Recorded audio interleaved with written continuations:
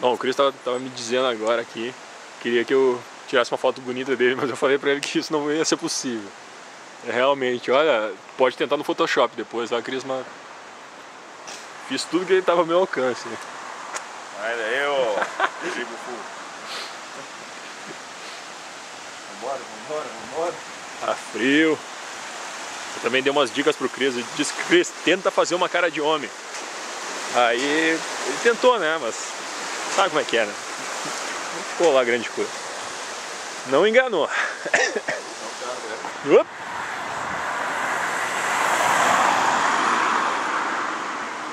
Olha o orelhão aí. Nossa senhora. Bate uma foto minha. Peraí.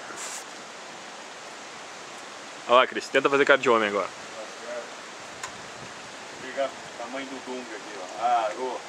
Ah, Cris, tenta fazer cara de homem. Fora, rapaz. Mas bate de lado o cápsula pra aparecer tudo, mas é ruim de negócio. Pega a cadeira inteira aí. Vai. Feito. Olha que tá chamando o troço aqui.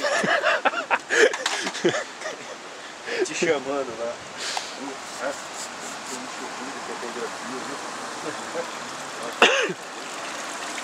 Toma água da bica aí. Água potável. Não acredito, não vou tentar. Água não tratada. Comeu bestiário. Ô Cris, faz a tradução aí, né? O que tá escrito aí? Vamos lá então, vamos.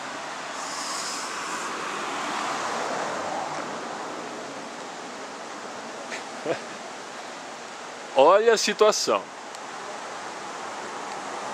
E olha onde é que o cidadão estacionou o carro. Olha onde é que o cidadão estacionou o carro. Tem uma placa proibindo. Tá ali, ó, rapaz, ali a placa.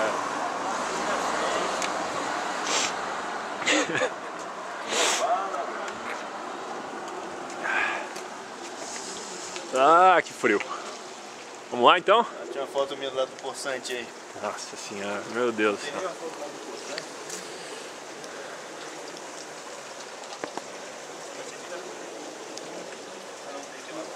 Pera aí.